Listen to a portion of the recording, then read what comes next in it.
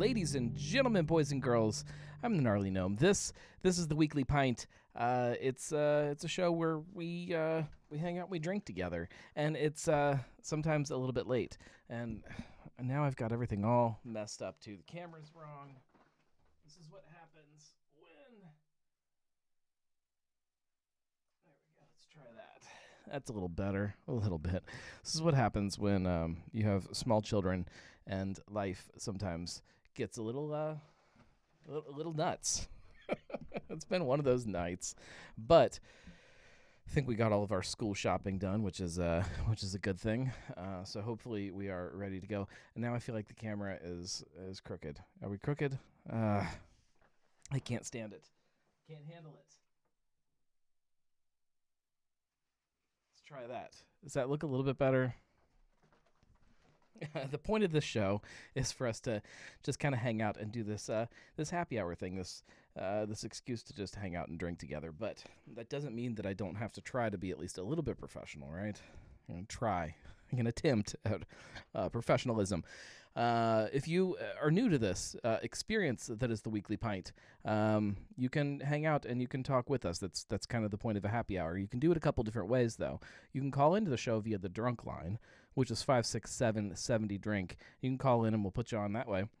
Or, as most of you tend to figure out pretty quick, it'll pop up here in a second. The chat is an easy way, no matter where you're watching, that you can all converse together. But the important thing is that we are drinking together. And with that, I need to open up a beer, which kind of plays into part of the thing that I want to talk about this week, which is Oktoberfest Quest. So if that doesn't give it away a little bit, we're going to drink a couple Oktoberfest beers. We're going to put two head-to-head. So, again, if you're new to this whole thing, Oktoberfest Quest. It is the quest for the best fest beer in Cincinnati, and I do it every summer/fall. And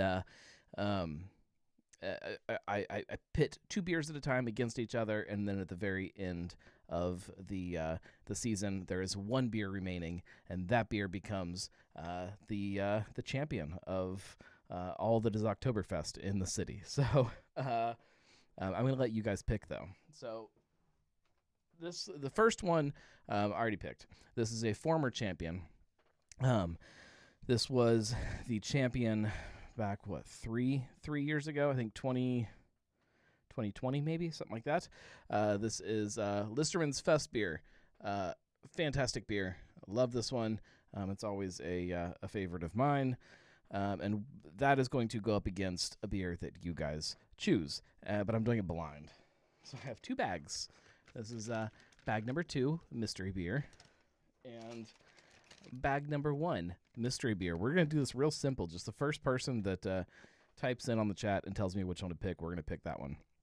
I can tell you that one of these is a massive brewery in town. One of these is Rheingeist, and one of these is a newcomer to the bracket, and that is Lagerstadt from Warped Wing. So I actually don't remember which one is which. So I don't know. But you guys get to choose the fate. Who is going to go against a former champion? That is Listermann's Fest beer. I don't remember how far they made it into the competition last year, but I assume they did pretty good last year. Also because it is a good beer. Now I'm trying to tweak the volume as we go here too. I was kind of rushed getting all this stuff set up and recording as the night went, but seriously, nobody's going to jump on. This is why we need Marco and Julia. I guess I'm going to have to pick if nobody else does. There we go. My wife jumped on. She says number 2. That is this one. My wife, who hopefully has a sleeping child upstairs. All right. Number 2. Oh, Rheingeist Franz. So this one, Brian Booth also says number 2. All right, number 2 it is. Franz, this is an Oktoberfest beer. I do not know if they have tweaked this at all. It was always a an ale that was kind of brewed like an Oktoberfest. And I don't know if that's still the case or not. It says, Franz, Oktoberfest beer. I assume they would say lager if it was a lager. Franz is our Oktoberfest brow. Not traditional, but uber German. He's an autumnal brew, a bit of a dreamer, often hiking in the Alps to return brimming with great ideas. Like those brisk hikes in the very steep mountains, these Munich and Vienna malts will pump you up. Okay. So I think it's an ale brewed just with some Oktoberfesty malts. Listermann, their fest beer, says, an annual Listermann staple, our fest beer honors Cincinnati's rich German history, brewed exclusively with Weyermann Pilsner, Vienna, and Munich malts. It is the perfect lager to help you kick off the celebration. Prost. Again, we talk a lot during this competition. That's what it is. It's competition, right? This bracket about the difference between fest beers and Märzens. This is a fest beer. That's what they say. Those tend to be a little lighter in color, maybe a little bit higher in ABV, a little bit hoppier than the Märzens do. But still, it's supposed to be super drinkable, and yeah, it looks good. That's the Listermann is in the Sonder and Friends October. You can't even see the logo on it. Sonder and Friends. It's on my left, this side. I need something that shows you guys which is which. And then the Franz will be in the Lagerfest class from Northern Rome. This is neither a fest beer nor a Märzen, if it's an ale. However, it's still an Oktoberfest. All right. And then Rheingeist will be on this side here. So Rheingeist and Listermann. The Rheingeist is way lighter than the Listermann, which is funny because fest beer typically you think of being lighter. Although I guess that would make Franz closer to a fest beer than a Märzen.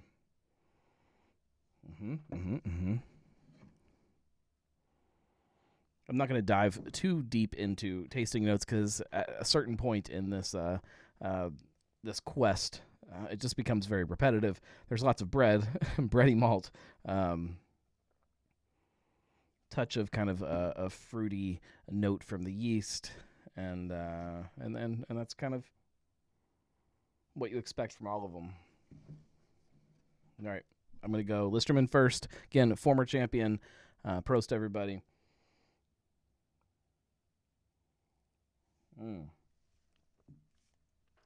Right off the bat, you get big like cereal kind of malt, like almost like a honey nut kind of. I spit all over, kind of like a honey nut. I don't want to say Cheerios when I say cereal, but like a real nutty,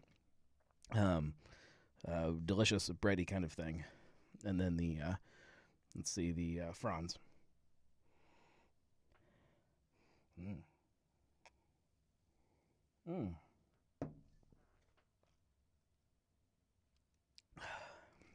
My God, that's good too. Sometimes this is really easy to do. It is a clear winner between the two, but sometimes like this, it's a little more difficult.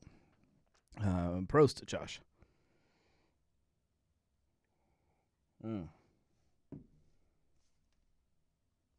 The Listermann feels way more kind of full-bodied to me than the Franz, which the whole trick to this whole competition. Give me just a second, take a swig of this.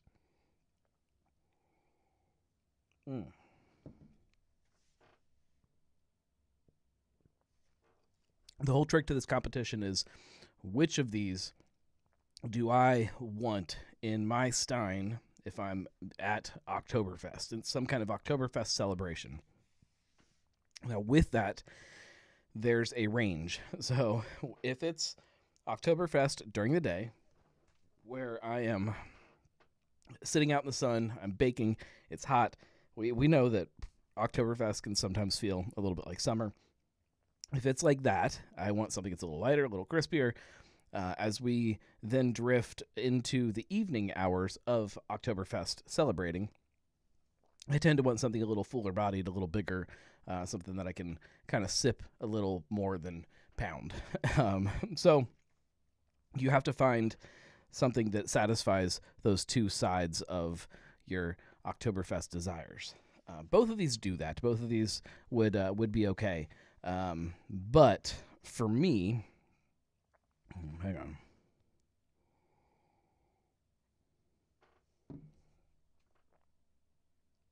Oh, man, this is really difficult.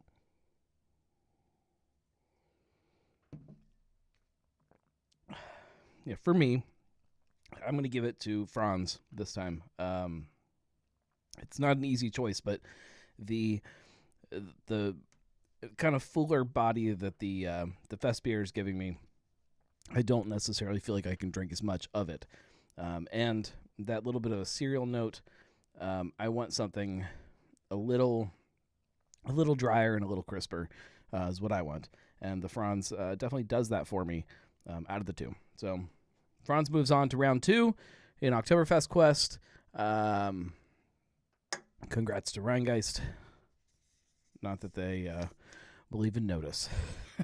And still, shout out to Listermann for their Fest beer. Still a great beer. In fact, it's that fuller body is really good. Like it's a good sipping beer, good beer to kind of sit and drink. In fact, I'm going to sit and drink it right now.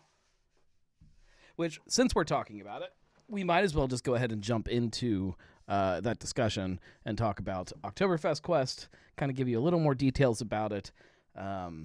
If you are not already familiar with it, we've done 3 matchups so far in round 1, which, if you look behind me, these are all the ones that are as of right now competing. That's not all that there will be. There will be plenty more that will be coming up as I get them. There's definitely some new ones this year in there. Cartridge has a canned Oktoberfest this year.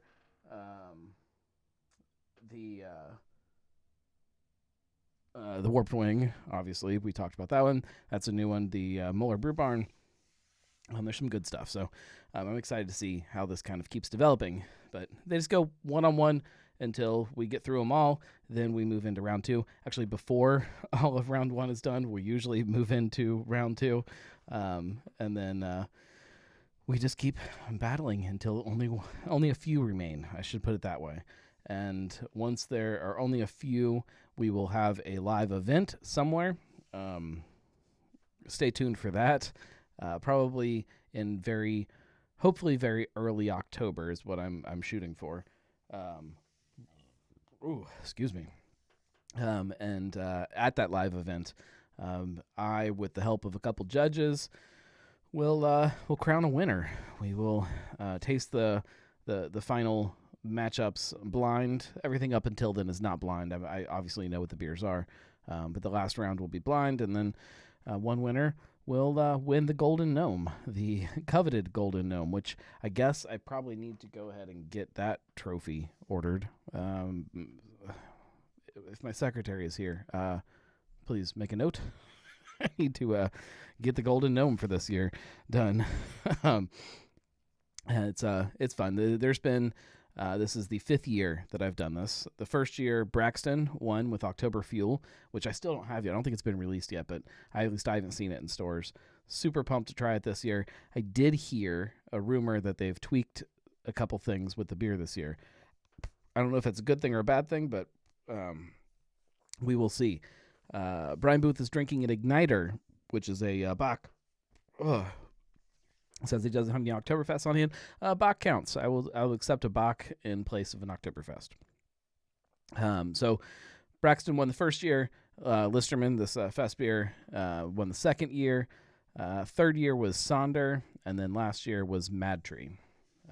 So a bunch of really good beers, and they're all it's definitely different between them all. You know, the Braxton is very much dead on a Märzen. Listermann, at least at the time, was definitely way Fest beer. I think it's kind of gone a little more kind of hybrid between the two. Sonder hybrid between the two, Madrid hybrid between the two. So maybe that's kind of where my mind goes, is I want a hybrid between the two.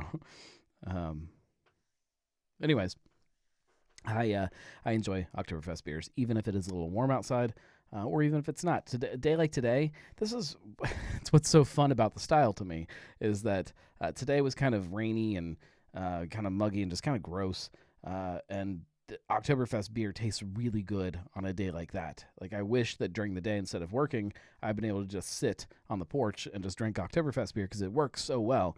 On the flip side, this weekend, it was hot and sunny, and it was just really summery, and I drank Oktoberfest beer, and it was great. So it works no matter what the weather is. So stay tuned. Live location is in the works. There's a couple. Obviously, there's some things that need organized to make sure that we can get down the venue, and then we will be able to start planning the event, and then I can let you guys know. So stay tuned for that. Moving on, I do want to talk about some news. There's a couple kind of news things that I thought were worth talking about. One pretty major, and then one that's not really major to anybody except maybe me. I am a huge fan of, well, shouldn't say huge fan. I'm a fan of the drinking culture in Gatlinburg. It fascinates me. Anybody who has listened to Drinking with the Gnome, I did a show not with these guys, but with one of the other moonshine places there in Gatlinburg, which is called Sugarlands. With who I love. I had such a great time there. Love their moonshine. I like their moonshine better than I like Old Smoky moonshine. However, these guys are making news. They are merging with a company that is called Tanteo Spirits. This is a tequila manufacturer. For the record, also, if anybody has not listened to that episode of Drinking with a Gnome, go to episode 12 of Drinking with the Gnome on whatever platform you listen to podcasts on, and you can listen to us talk about moonshine and how it fits into the drinking culture of Gatlinburg. Tanteo Spirits, though, tequila manufacturer, and I do say manufacturer because while they do have like a Blanco tequila and then like a premium, I don't know what they call it, Aspero, I think. They have those, but the majority of what they do and what they kind of hang their hat on is flavored tequila. Like, it's the spicy tequila thing. They supposedly were the first place to do this spicy tequila. They made a pepper-infused tequila. They have spicy jalapeno, extra spicy habanero. They've got a smoky chipotle, a seasonal one for like Christmas. I don't really know what is all in that, but it's flavored tequila. So it fits with the same kind of idea that Old Smoky moonshine is. When you go there, they do these flights and there's all these different wacky flavors, and like I believe I had like a peanut butter and jelly something or other. Like, it's just weird stuff. You can get the Old Smoky moonshine pickles, which are delicious, but come on. it's all about just these different flavors. So the merging makes sense with Tanteo, but I don't know how it makes me feel. Not that when you go to Old Smoky, if you've not been, it's a tourist thing. Like, it's definitely very manufactured, very Disneyland-esque. It's fake. It's not necessarily fake, but it feels very fake. In a lot of ways that some of the bourbon distilleries around have kind of started to feel over the years as bourbon has become more popular, which is a whole different discussion for a different show, different day. But there is still something about the culture of moonshine in Gatlinburg, and this idea that this is the native spirit of the area. When you take one of the handful of moonshine distilleries, I don't know if they actually even make the moonshine from Old Smoky in Gatlinburg. I don't know. It's gonna be close by though. But you take one of these handful of places that this is who they are. This is, we are this culture of Gatlinburg drinking, and he said, all right, and we make tequila. Like it just takes the whole thing and just like, oh, never mind. Like we really don't believe in anything. We really don't stand behind anything. We just want to make booze that is fun and that people want to try, which is fine too. But it does kind of remove the soul, I guess, of it, if there was any soul already left in a place like Old Smoky. It just makes Sugarlands that much better for me. So it's news. It's something to talk about, something to think about. In much maybe bigger beer news, this one hit today and is definitely something to talk about. Tilray. If you have not heard about Tilray, you should probably start paying attention to these guys because they're about to become the 5th biggest craft brewery in the country. ABInbev announced today that they are selling off a bunch of their craft brands to these guys, Tilray. Tilray made news, I don't know how long ago it was. It was a while back. They bought Sweetwater and Green Flash, Alpine, Montauk, Good Supply Lager, also the Breckenridge Distillery. They own all of that already. And with that, they are now purchasing Shock Top. They are now purchasing Breckenridge, Blue Point, Red Hook, Widmer Brothers, 10 Barrel, Highball Energy, and Square Mile Cider. Josh says the logo looks like they sell reams of paper. You're not that far off. The company started and made most of its growth selling cannabis. They are a cannabis company in Canada. Canadian cannabis. But Canadian cannabis has not grown the way that they thought it would, and they are diversifying into other areas, including spirits and cider and distilling, or spirits and cider and brewing. It's very strange to me to think that now Shock Top will be a craft beer. This kind of goes to this bigger discussion of what is craft beer, which is really hard to figure out. But I can't understand how for years everybody understood and everybody knew and everybody felt, and when you sat there and you drank Shock Top, you knew that like this is a Budweiser thing. It's just Budweiser trying to pretend to be craft beer. How you can sell that to somebody else, and now all of a sudden that same liquid is craft beer. It doesn't make any sense. None of it makes any sense. I mean, it makes sense monetarily for these guys, and maybe if I decide to drink a Shock Top, I won't feel as bad about it. But it's still very strange. I don't know what it means for craft beer. But Brian says, but the pretzel beer though, I didn't like that pretzel beer. It was fine, but especially when I had Third Eye's pretzel beer. Third Eye's pretzel beer completely made me forget about the twisted pretzel from Shock Top. I think I only had it like twice, but I just don't remember it being that good at all. It just tasted like fake pretzel juice dumped inside of a beer. That's what my memory is. Now, memory is not accurate. We all know that. Josh agrees that the tuba one was way better. Oh, man, it was so good.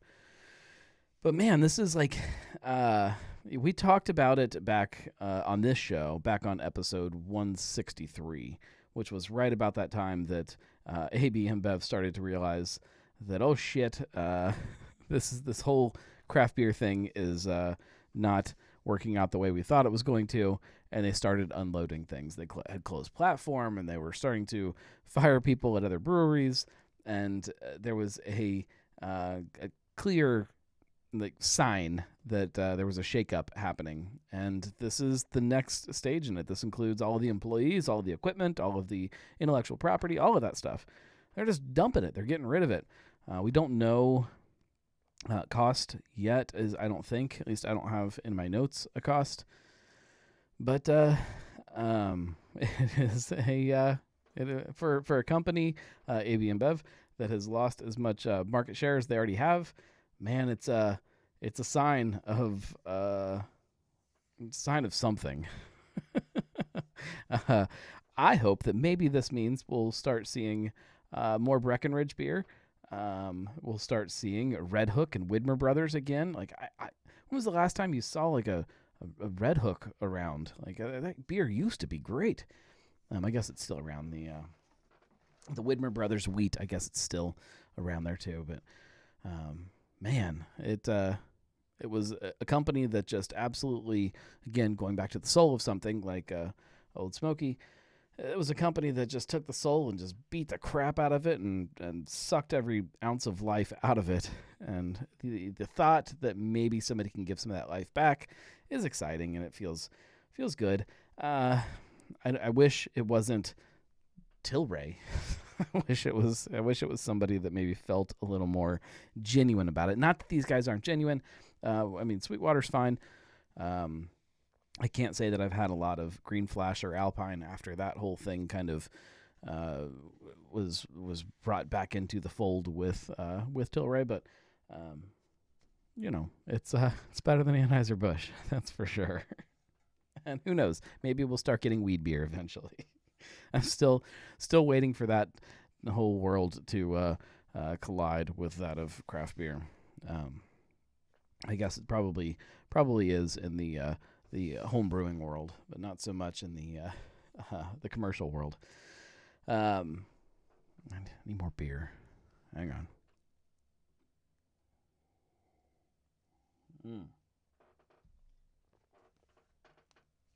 Josh says that Rivertown High was close.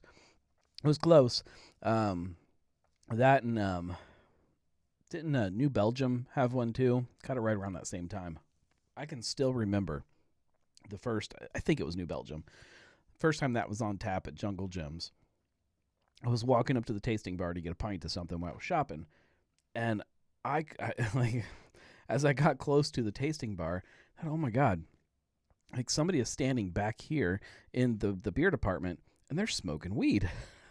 How is nobody saying anything? It smelled so strong as you were getting close. The Rivertown definitely had the smell, but it didn't hit you as much from a distance as that, again, I think it was New Belgium, whoever it was. Rivertown had, man, that's a interesting side. We might have talked about it on the show right around that time. But the hoops they had to jump through to get that beer made was pretty crazy. And that was just, as far as I know, it was just flavoring. It was just like a flavored oil. Like it didn't have any kind of actual hemp or anything, and definitely no CBD or anything like that. It was just flavoring, and people still kind of threw a fit. I think because of the just the name of the beer and the flavors you were trying to recreate. Man, there's been a lot of weird stuff that's happened in craft beer over the last 10 years. Kind of, I don't know if it makes me excited or if it makes me nervous to think about what might be coming down the road. But these shakeups with ownership and God, how many? If you guys don't listen to the Brews Guys Happy Hour Brews News that they do on Monday mornings, jump over and listen to their show too, because they talked about this. I think it was either this week or last week. They were talking about kind of the biggest breweries in the country and how many of them were conglomerates. These groups like Tilray now, or Constellation when they had craft beer, or the Craft Brew Alliance, or Canarchy. All of these groups are now owning all of these different brands under one umbrella, and that becomes the brewery. Like, it's just that these shakeups that are still going to keep happening. Like, we're still going to see bigger breweries that are merged with other ones or bought by other ones, or purchase other ones. Like, and come into these big kind of Borg machines. It's weird. It's not that it's bad. It's just it's strange, and it's not something that I think that when I started drinking craft beer, I could have even imagined would be a thing. Yet here we are. It's hard to have imagined any of this stuff being a thing. But Here we are. Anyways, we'll wrap it up so you guys can go and drink your beers, and so I can go and drink my beers, and we'll be back next week. We'll do this again. The news never stops when it comes to drinking, especially here in Cincinnati, where there's always fun stuff happening. Next week, I promise, I shouldn't promise. Usually bad things happen when I promise, but I promise there will be an episode of Cincy Brewcast on Monday, next Monday. So make sure you're subscribed over there on whatever podcast platforms you like to listen to shows on, or on YouTube. Maybe even more importantly, on YouTube. I'm working really hard to keep I shouldn't say I'm working hard. I'm trying. I'm trying as hard as I can to keep building these YouTube channels and the things that I really, really enjoy. Not that I don't enjoy audio podcasts, but wrapping video into that is way more challenging and creative and lots of fun things that I would love to be able to do with it. So make sure you follow along on YouTube to Cincy Brewcast, Drinking with the Gnome, and to the Gnarly Gnome. And there's some fun stuff coming from all of that stuff, hopefully, in the very near future. If you like this, if you like any of this, if you like the website, if you like this show or any of those shows, know that you can always support by going to thegnarlygnome.com/support, and know that it helps a ton. I can't even begin to tell you how much it helps. It keeps kind of all of the behind-the-scenes stuff running smoothly. And if you are a Gnomie, as we call the Patreon supporters, you get free stuff throughout the year. And there's a package about to go out for those people that have been supporting for the last, we'll say a few months, but a lot of those people have supported for a long time. So there is a package that will be going out very soon. And not to give away any hints, but I'm going to order something really fun. Yeah, Steins. You guys know how much I love Oktoberfest beer. You knew it was coming eventually. So stay tuned for that. And tell your friends. Tell your friends, tell your enemies, tell anybody. We'll be back next week. Thank you guys for hanging out with me. Go grab an Oktoberfest beer. It's tis the season, right? Tis the season for Oktoberfest. Here's the funny thing. It's always Oktoberfest season. That's right. We'll see you guys next week. Thank you for listening.